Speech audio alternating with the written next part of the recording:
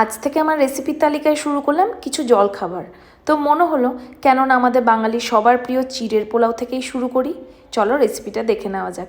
চিড়েটা ভালো করে ধুয়ে খানিকক্ষণ ভিজতে রাখলাম। এরপর এক এক করে প্রথমে চিনেবাদাম, তারপর কিছুটা কাজু, সঙ্গে কিশমিশ ভেজে তুলে নিলাম। এরপর কিছুটা সাদা তেল অ্যাড করে ওর মধ্যে সামান্য একটু ঘি দেবো, সঙ্গে দেবো গোটা জিরে, তেজপাতা, গোটা গরম মশলা। তারপরে এক এক করে সবজিগুলো দিয়ে দেবো, যেমন আলু, গাজর, বিনস, এই সব কিছু নাড়াচাড়া করে ভেজে নিতে হবে।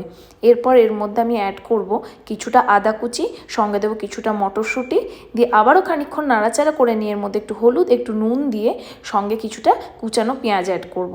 এরপর কিছুটা কারি পাতা কুচি করে এর মধ্যে অ্যাড করে দেবো।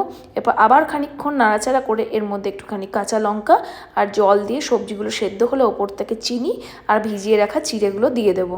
এরপর নামানোর আগে কাজু আর চিনেবাদাম দিয়ে নামালেই আমাদের চিড়ের পোলাও একদম রেডি।